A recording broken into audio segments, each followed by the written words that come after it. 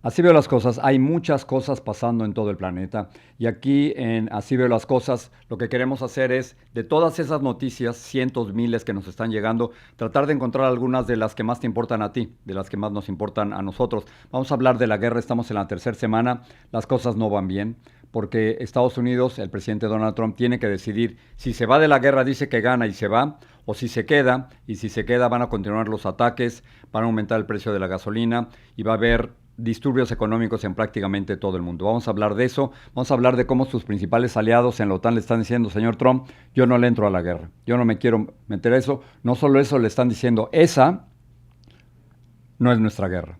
Así que ese es parte del problema. Vamos a ver el mensaje que envió Javier Bardem. No sé si viste la ceremonia de los Oscar anoche. Me pareció muy interesante.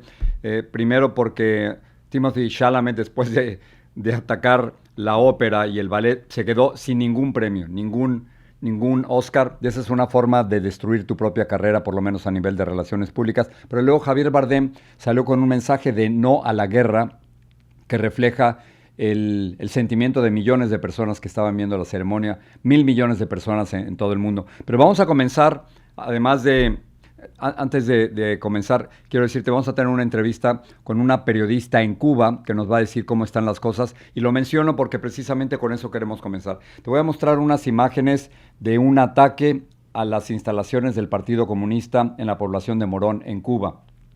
Hay protestas en varias partes de Cuba. El problema que nosotros tenemos estando en el exterior es que yo he visto muchas de las imágenes aquí en mi teléfono celular y en redes sociales y es muchas veces difícil determinar qué es real, pero qué no es real.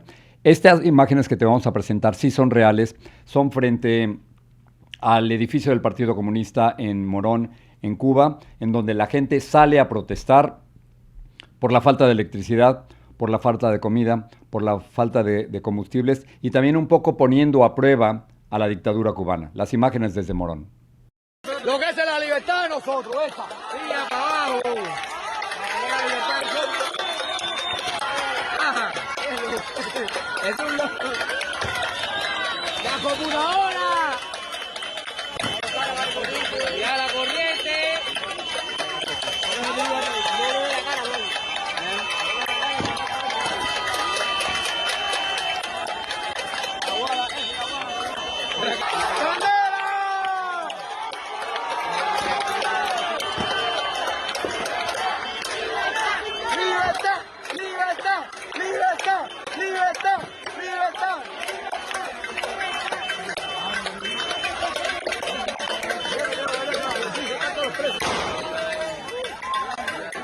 Le dieron.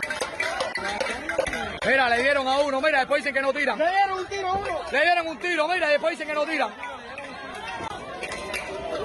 Esta parte al final del video es un poco confusa porque aparentemente se escucha un tiro y luego una persona cae sobre el terreno frente a las instalaciones del Partido Comunista en Morón. Imposible poderlo corroborar de manera independiente. Algo también que me llama muchísimo la atención es que desde luego están protestando en contra de la falta de gasolina y energía, pero al mismo tiempo están gritando libertad, libertad. Así que hay protestas en varias partes de Cuba. En La Habana encontramos este video de cómo, a pesar de la falta de gasolina, cuando se trata de enviar camionetas y aviones y transportes militares a las zonas de las protestas, ahí sí hay gasolina. Estas son algunas de las imágenes donde hay fuerte presencia militar y de la policía en Cuba para tratar de evitar que se expandan las protestas y todo esto entra en el contexto de las negociaciones, para algunos increíbles negociaciones entre la dictadura cubana con Miguel Díaz-Canel anunciándolo y el gobierno del presidente Donald Trump. Donald Trump sigue insistiendo en que Cuba es una nación fallida, que pronto se va a llegar a algún tipo de acuerdo. Lo que no sabemos es exactamente cuál es este tipo de acuerdo y si va a seguir la fórmula venezolana, es decir, mantener la estructura de la dictadura solo cambiando a la cúpula. Eso por una parte, o si va a seguir la fórmula de Barack Obama, que era tener negociaciones comerciales, ampliar la comunicación en varios niveles, por ejemplo, a nivel de aeronáutica, a nivel cibernético, y dejar la estructura política. Así que Donald Trump sigue insistiendo en que va a haber un acuerdo. No sabemos cómo es ese acuerdo, pero él sí cree que Cuba es una nación fallida. Cuba is a failed nation. Cuba also wants to make a deal, and I think we will pretty soon either make a deal or do whatever we have to do. El contexto, por supuesto, es que después de que sacan a Nicolás Maduro de Venezuela, suspenden los envíos de petróleo desde Venezuela hacia Cuba. Luego Estados Unidos presiona al gobierno de Claudia Sheinbaum en México para evitar que México siga enviando también cargamentos de petróleo hacia Cuba. Y aquí hay, digamos, una reacción internacional. El expresidente mexicano, Andrés Manuel López Obrador, estaba prácticamente aislado en su rancho en el sur de México. Pero después de toda esta crisis con Cuba, ha salido a decir que no se debe atacar al pueblo cubano, que le da mucha pena lo que está ocurriendo con el pueblo cubano. Aquí lo interesante es que López Obrador, entiendo la defensa del pueblo cubano y creo que todos tenemos una actitud de humanismo hacia el pueblo cubano y no queremos que los cubanos en la isla sufran. Eso lo entiendo. Pero alguna vez en una entrevista con Andrés Manuel López Obrador, yo le preguntaba si él consideraba que en Cuba había una dictadura, si en Cuba había un dictador, y él jamás me quiso reconocer que en Cuba había un dictador. Entonces, si no estás defendiendo a la dictadura cubana, ¿por qué no te atreves a llamarlo dictador? ¿Por qué no te atreves a llamarlo dictadura? Claudia Sheinbaum se enteró, por supuesto, de lo que dijo el expresidente López Obrador y salió en su defensa. El día de ayer, el presidente López Obrador, que está ahora en retiro, que está allá en Palenque, escribiendo libros, escribió algo en sus redes sociales y dijo: me siento muy herido por lo que le pasa al pueblo de Cuba, porque el pueblo de Cuba tiene muchos años que Estados Unidos y otros países le hicieron un bloqueo, no le permiten que lleguen productos. Recientemente hicieron otro bloqueo para que no llegara petróleo. Y están sufriendo los hermanos cubanos. Y es un pueblo hermano, cercano. Nosotros decidimos que aun cuando era difícil enviar petróleo, íbamos a seguir enviando ayuda. Por esa base que tenemos las mexicanas y los mexicanos. Esa fraternidad, ese apoyo. Hay quien dice: yo no estoy de acuerdo con el gobierno de Cuba. Está bien, pero eso no tiene por qué hacer que el pueblo sufra. Creo que estamos todos de acuerdo que nadie quiere que el pueblo cubano sufra. Desde luego nadie quiere eso.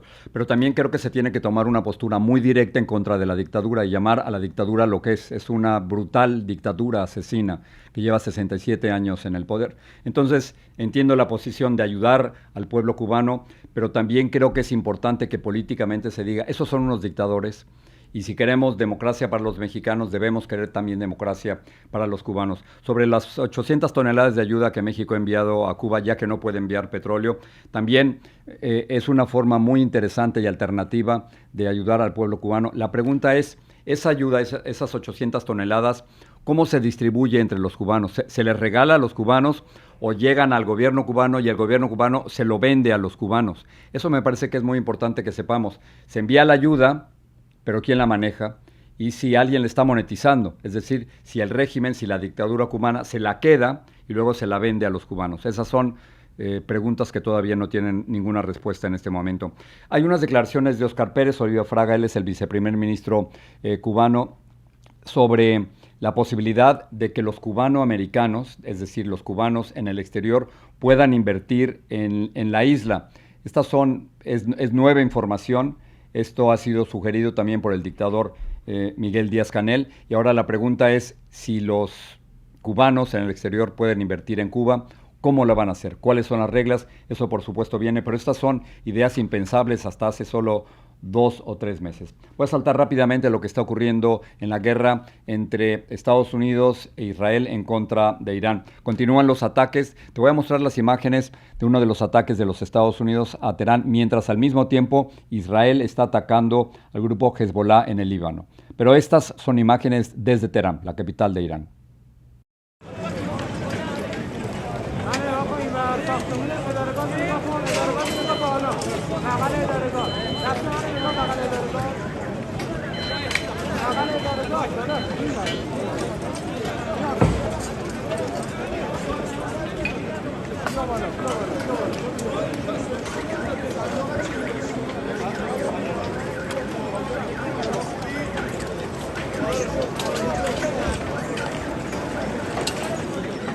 Imágenes de uno de los rescates dentro de Teherán después de los bombardeos de los Estados Unidos que continúan en esta tercera semana. Y el gobierno de los Estados Unidos está en un verdadero dilema. Donald Trump tiene que decidir si continúa la guerra, y si continúa la guerra, los efectos a la economía internacional, a los precios de la gasolina. Y además es una guerra en donde, a pesar de que él dice que ha ganado, en estos momentos hay otro líder al frente del régimen iraní. No hay ninguna evidencia de que hayan destruido las armas nucleares o por lo menos el material nuclear dentro de Irán y de que las cosas van a mejorar. Pueden decidir si se quedan o se van, pero ese es precisamente el dilema que tiene actualmente el presidente de los Estados Unidos. A nivel muy, muy concreto, el problema de la guerra para Estados Unidos está concentrado en estos momentos en el estrecho de Hormuz. Es un estrecho que tiene apenas 2 millas de ancho. Y el problema es que el gobierno iraní ha logrado poner minas, por supuesto, sobre el agua para impedir el paso de los buques, y los buques petroleros que tratan de cruzar el estrecho de Hormuz les están disparando. Donald Trump quiere que otros países, particularmente en Europa, le vayan a ayudar, pero hasta el momento nadie le quiere ayudar. Francia y Alemania han dicho que esa no es nuestra guerra. Se lo han dicho directamente al presidente Donald Trump. Esa en la que tú te metiste no es nuestra guerra, no nos vamos a meter. Y luego, a pesar de que hay conversaciones con el gobierno chino y con el gobierno ruso, ni China ni Rusia se quieren involucrar tampoco en esta guerra. Así que todo parece indicar que Donald Trump se está quedando solo. Se está quedando prácticamente sin ayuda. Trump está diciendo, si ustedes no me ayudan ahora, lo van a escuchar ahora, si ustedes no me ayudan ahora, nos vamos a acordar de eso. Pero los países lo que están diciendo a Donald Trump, tú te metiste, tú te tienes que salir solito. Donald Trump hablando sobre el estrecho de Hormuz. We're talking to countries about policing the straits. Because they are the ones, we don't get oil, very little, 1%, 2%. And China, as an example, gets about 90% of its oil from the Hormuz Strait. And nice to have other countries police that with us. And we'll help. We'll work militarily.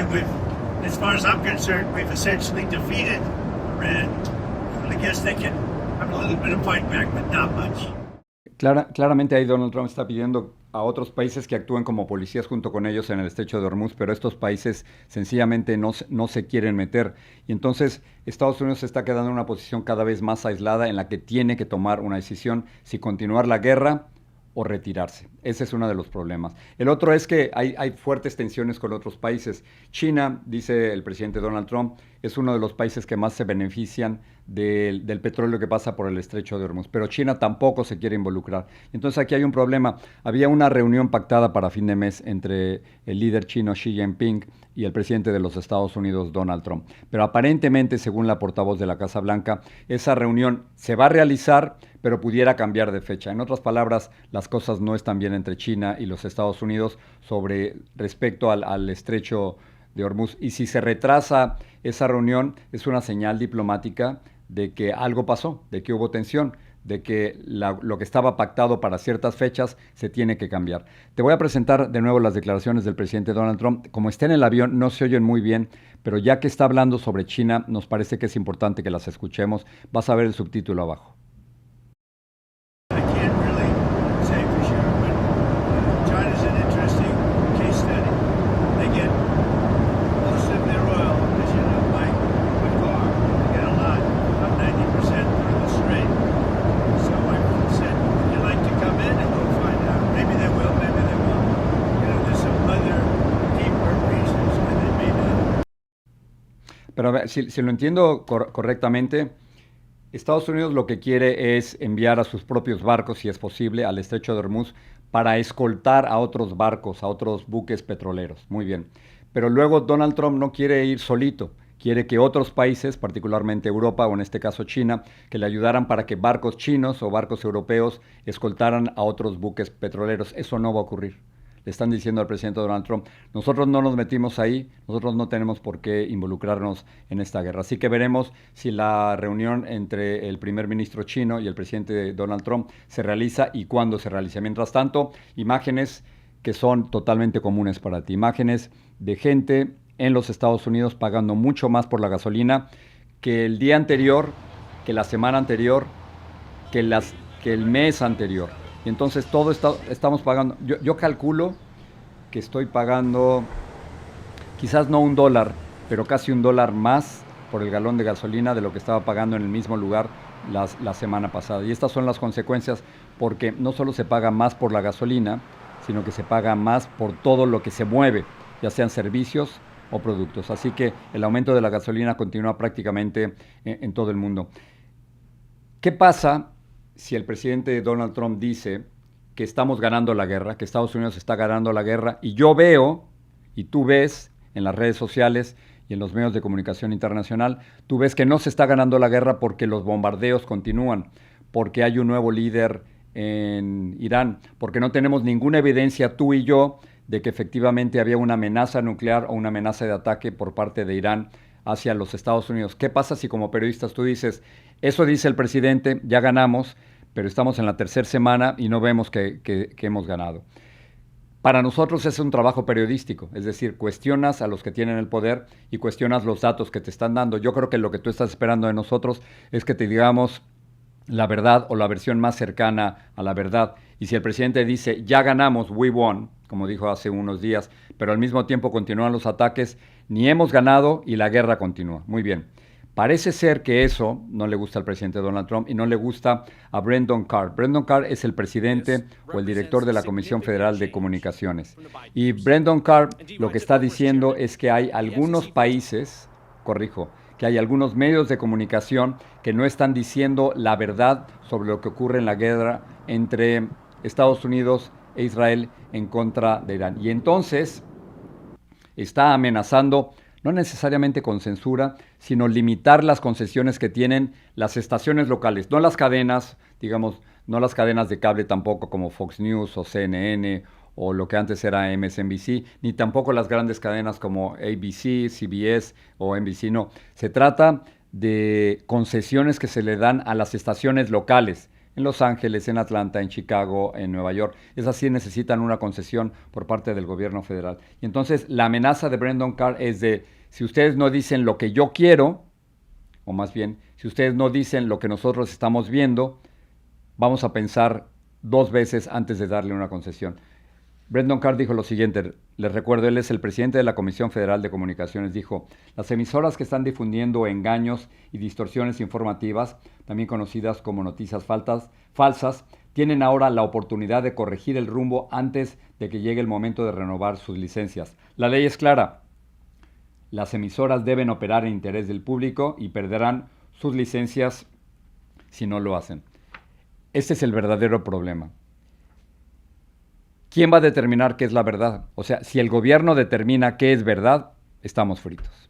Porque el gobierno no tiene por qué decirme a mí como periodista y no tiene por qué decirnos a nosotros qué decir y qué no decir. La primera enmienda de la Constitución nos protege totalmente, pero la amenaza de la Comisión Federal de Comunicaciones hacia las estaciones locales es muy clara. Si tú no dices lo que yo quiero, cuando vengas a renovar tu concesión, puede haber problemas. Así que hay ahora todo un debate sobre la censura que pudiera tener el gobierno de los Estados Unidos en contra de ciertas estaciones afiliadas, una censura que afortunadamente no ocurre en programaciones como la que tenemos tú y yo en este momento a través de redes sociales y a través de YouTube. El presidente Donald Trump hablando sobre noticias falsas. I actually think it's pretty criminal because our media companies, who have no credibility whatsoever, are putting out information that they know is false. Sí, pero de nuevo, si el presidente dice ya ganamos y no hemos ganado, si el presidente dice que había una amenaza inminente en contra de los Estados Unidos y no tenemos pruebas, si el presidente dice que quiere un cambio de régimen y que él quería imponer a su ayatollah o a su líder y no ocurre, si el presidente dice que ojalá se pueda levantar el pueblo iraní para salir a las calles y nos damos cuenta que no pueden salir a las calles porque el método represivo y dictatorial continúa ahí, tenemos que decirlo. Es decir, una cosa es lo que plantea el presidente y otra cosa es lo que vemos los periodistas, y creo que lo que tú estás esperando de nosotros es que te digamos la verdad o lo que sabemos. Esto me lleva de nuevo a lo que está ocurriendo aquí en los Estados Unidos. No sé si estés viajando, estamos en las semanas de Spring Break, en la que muchos niños salen de vacaciones. Y salir de vacaciones en estos momentos no solo es complicado, sino que primero habría que hacerlo dentro de los Estados Unidos, y en los Estados Unidos hay un serio problema en el presupuesto entre demócratas y republicanos. Los demócratas quieren limitar el dinero que se le da a ICE, a la patrulla fronteriza y a agentes federales, y los republicanos quieren que se les autorice. Bueno, el caso es que como no se ponen de acuerdo demócratas y republicanos en el presupuesto, entonces no hay dinero para ICE y hay agentes que trabajan en los aeropuertos, agentes federales que trabajan en los aeropuertos, que tampoco han recibido un cheque durante las últimas semanas. Entonces, lo que estamos viendo son imágenes de larguísimas filas en el aeropuerto de Atlanta y seguramente muchos otros aeropuertos de los Estados Unidos. Todo esto se complica por una serie de tormentas que han afectado particularmente Texas, que se están moviendo hacia el este de los Estados Unidos y que están afectando miles y miles de vuelos. Las imágenes muy duras de lo que vimos en Texas.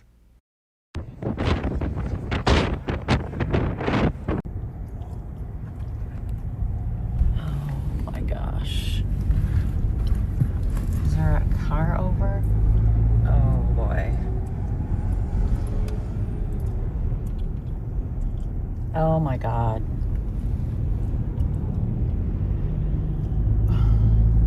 Imágenes de los tornados en Texas y de lo que este frente está haciendo desde el centro de los Estados Unidos hacia el este. Vamos a terminar con algunas de las imágenes del mensaje que envió Javier Bardem en los Óscares. El gran perdedor Timothée Chalamet, sin duda, después de criticar el ballet y la ópera, nadie se atrevió a votar por él, a pesar de que su película, dicen, no la he visto, dicen es muy buena. Pero Javier Bardem es un actor español que no le tiene miedo a hablar, no le tiene miedo a decir absolutamente nada. Y entonces se puso este mensaje, te lo voy a mostrar. Este es el mensaje que él llevaba en su saco. Decía, no a la guerra. Curiosamente es el mismo mensaje de Pedro Sánchez, el presidente del gobierno español. Lo interesante de este mensaje es que este mismo mensaje es el mismo que él utilizó en el 2003 cuando Estados Unidos atacó a Irak, donde supuestamente había armas de destrucción masiva. Salió Javier Bardem, 2003, hace 23 años, a decir, eso es falso. Y ahora él está usando exactamente el mismo mensaje para la guerra en Irán, en donde no tenemos ninguna evidencia de que había un ataque inminente en contra del gobierno de los Estados Unidos. Javier Bardem en los Óscares.